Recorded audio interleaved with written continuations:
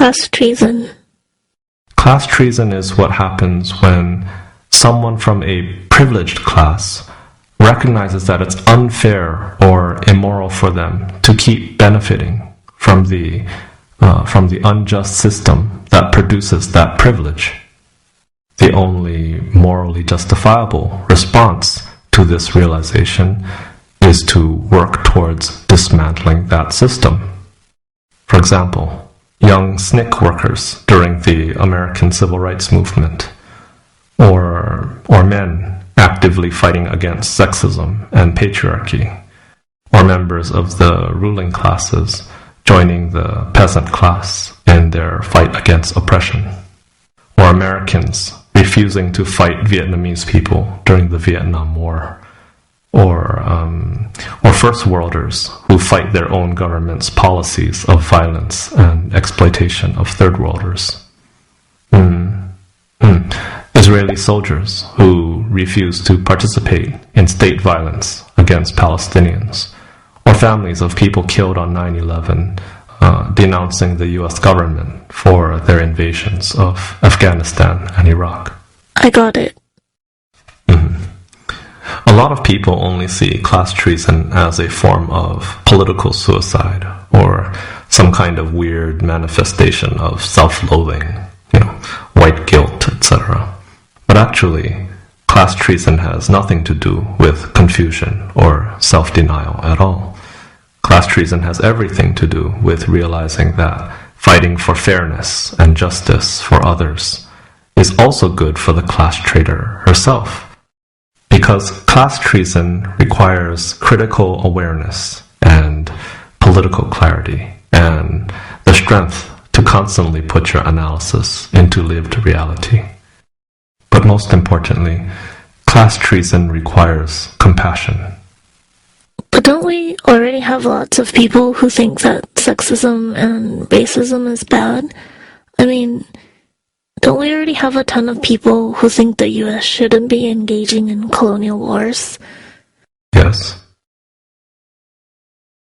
If class treason is so important, then how come we still have all this negative stuff going on?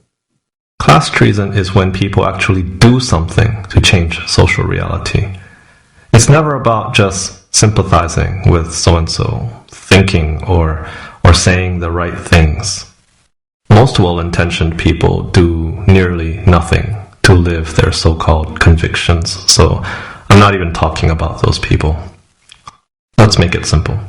If you are first worlder, if you are male, if you are heterosexual, if you are a professional, whatever that means, even if you just live in America and you have a roof over your head, you are a beneficiary in a system that's been organized and maintained according to the logic of class and class-affiliated privilege. So we're not talking about anecdotal good luck stories or success narratives about hardworking individuals. We're talking about structure. And in this structure, if you're not actively working to dismantle these systems, at the very least, you're helping to maintain the status quo. There's no neutral territory here. Do you think we can create a more egalitarian world without lots of people committing class treason? No. What about capitalism? Capitalism is incompatible with justice and compassion. How about progressive teachers? You like them, right? What if we just stock our schools and universities with more progressive teachers? Sanctioning institutions don't work like that. Schools allow a certain amount of critique of hegemony, especially if they think it won't lead to threatening, destabilizing action by the masses. Are you saying we should get rid of schools? I'm saying we need alternatives to schools. But a lot of our friends work in schools. Aren't they doing important work? Yeah. Obviously, there's always going to be a certain amount of socially progressive work produced even in elite ruling class institutions. I'm not contesting that. It's a mutually beneficial arrangement. On one hand, the system benefits from the symbolic presence of work that positions itself as critical of the establishment. The main reason for this is so that it can present itself as politically neutral and ideologically balanced. Meanwhile, the so-called progressive and radical academics that produce this work get to enjoy a range of benefits that typically comes with affiliation with elite institutions.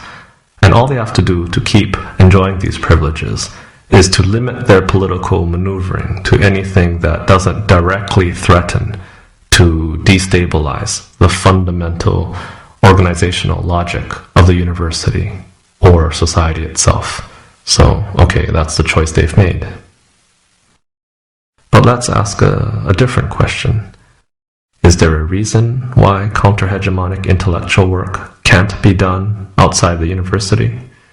Is there some kind of law of physics or mysterious hidden power that makes serious intellectual activity only possible on a university campus? No, of course not.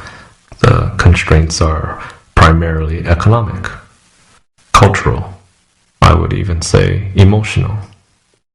So why do you think progressive educators have been so reluctant to create alternative institutional structures to support their supposedly transformative work? Is it simply a lack of imagination? Or is it just a matter of them wanting to eat the cake they've been served? These people don't want revolution. They're as afraid of change as anybody from the right wing. And they'll be satisfied with small incremental reform as long as they're able to keep their status as the intellectual vanguard of social justice.